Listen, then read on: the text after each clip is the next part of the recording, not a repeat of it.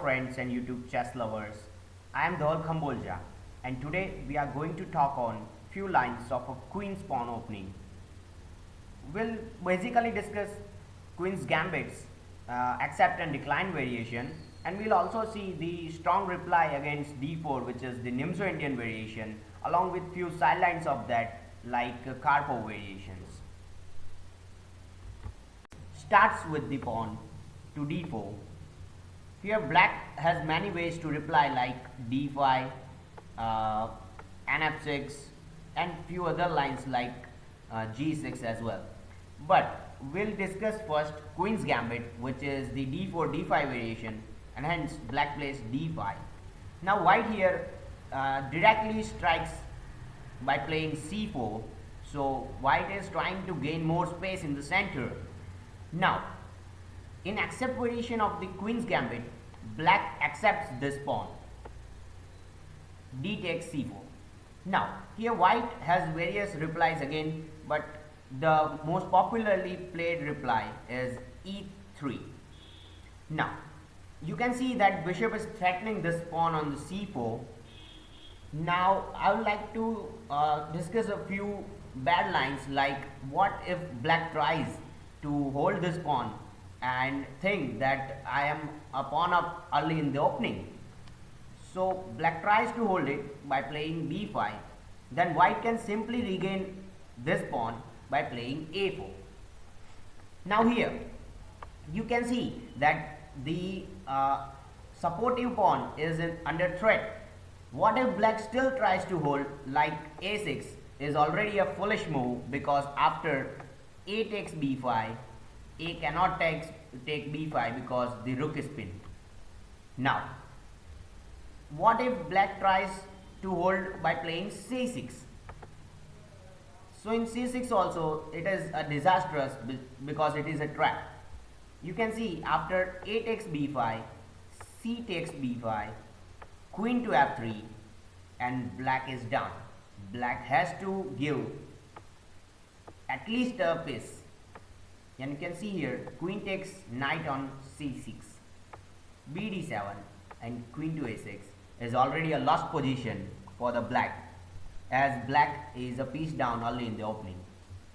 Now one can say, what is wrong with the bishop to d7?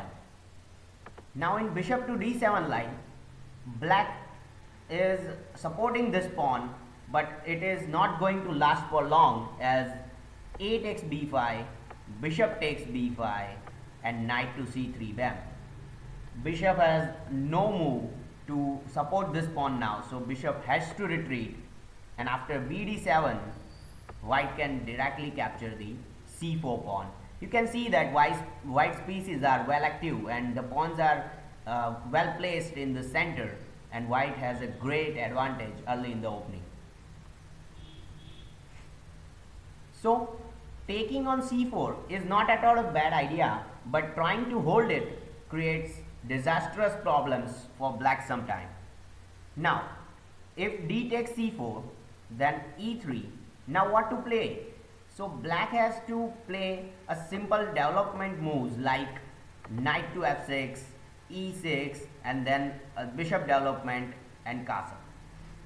Here black has already gained a pawn against this pawn, so black is leaving this pawn to taken up by the bishop, and black can simply continue by playing e6, knight to f3, and c5 break.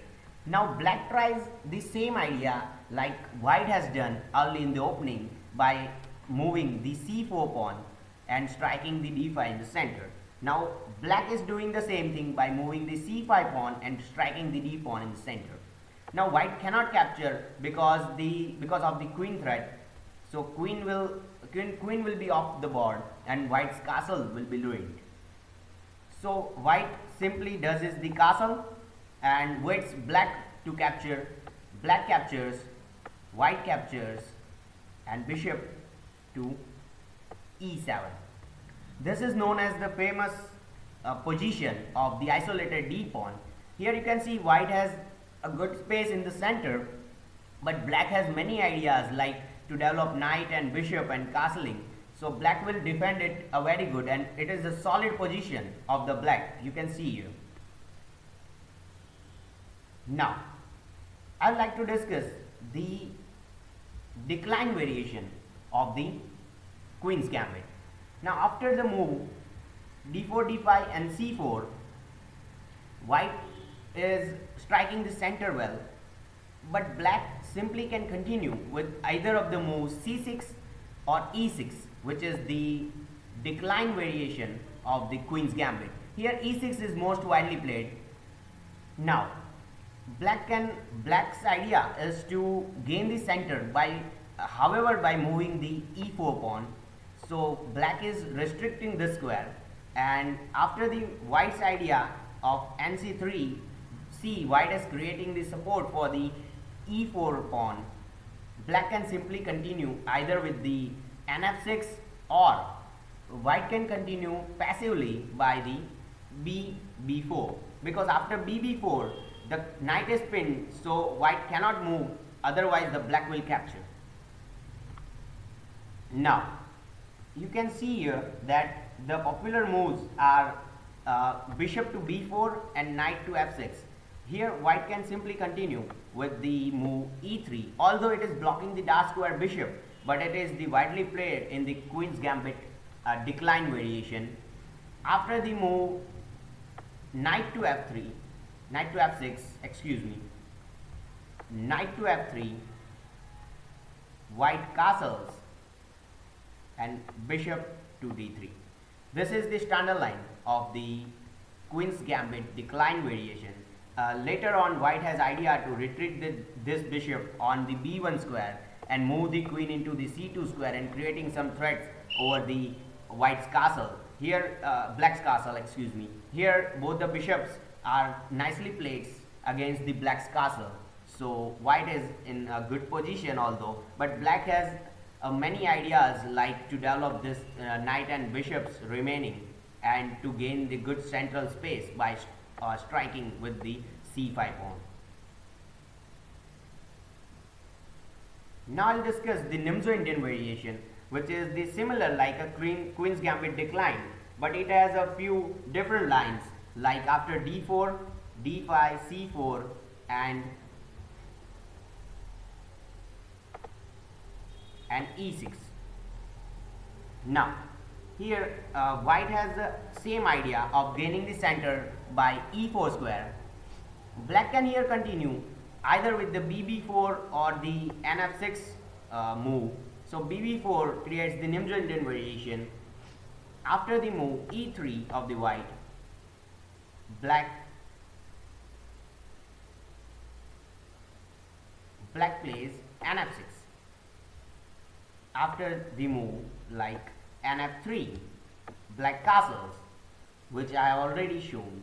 After the move bd3, the black will directly strike with this e5 pawn. Now here you can see that the center is tensed many way, but white cannot take any of the pawns, otherwise the position will be compromised. So here you can see the black has defended very solidly, and this type of structures are the classic Nimzo-Indian structures, which is the famous ones. Now the other line may starts with the d5 and nf6 directly. The grandmasters like Magnus Carlsen plays such kind of a line because this line doesn't open up the black's idea that which kind of opening is black is playing. So white continues with his idea by playing c4, then black can simply play e6. Here black is opening up the diagonal for the dark square bishop. As soon as the white plays nc3, the bishop will be pinned, the knight will be pinned by the bishop on the b4. So nowadays the move like nf3 is the popular, we can say this is the more often move grandmaster follows. So after the move n to c3, the black simply pins this knight. White continue with the e3 move. some of the players might pin this knight as well, but it is not desirable move because it creates problem later on. So white can continue with the e3 move and black castles. Now the white can continue with the moves like bd3 and black strikes the center with the d5. Here nf3 is a good idea because white cannot capture on the d5 square, otherwise the center will be well gained by the black and the file e file is open for the rook. So white generally doesn't capture and allows black to capture and regain the center. Now here in such kind of a position, black has castled very well, and the white's pieces are although very active, but black can defend by having the good solid pawn structure by playing c5 sometimes. Here black continues with the c5 break, as I have said, because it is creating the tension in the center, and it is threatening the isolated d pawn type of a situation for white, which white really don't want sometimes. Now here white simply continues with the castle and black plays a3. I'm sorry, a6. Now the white's idea is to have a white's idea is to have a good central control, but it is difficult in such kind of a situation as the central tension is very much. So white cannot accept this. So white will play a3 and then black will take. After taking on the c3, the black's structure looks good, but white has no problem in undoubling this pawn by simply taking it on the d5 later on. So here if black takes, then white can simply retake, and which is, you can see that the good center is with the white, and white's pawns are also well supported and having a good structure. Here the black's pawn are connected, but white's structure is not at all compromised. Now after the castle of white, if black sometimes plays c cross d4, in such kind of a situation, it is known as the Karpov variation of the Nimzo-Indian defense. In this, the white continues with the bishop take on the c4. Black continues with the c takes d4, and white continues with the d takes. So in such kind of a situation, all the central tension of the pawn is resolved, but here you can see that white has the isolated d pawn, which is not going to last long as the threads are coming on this pawn, and it will be a soft target in the middle game. Although here black sometimes captures on the knight, which makes the d4 pawn stronger by support, but it is not necessary that this pawn will last long. Here after the taking on the bc4, the black plays b6 and the bishop to b7 kind of a situation, because the white bishop will be having a very good and juicy diagonal after playing b7 ideas. Now bg5 is played many a times after the move b6. Black continues with the bb7, and you can see that black has a very good chances, and black has almost equalized this kind of situation.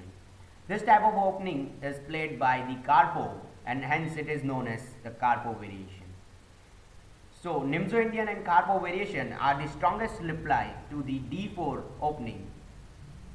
Hope you liked this video. Feel free to like and comment below, and don't forget to subscribe. Thank you. Signing off.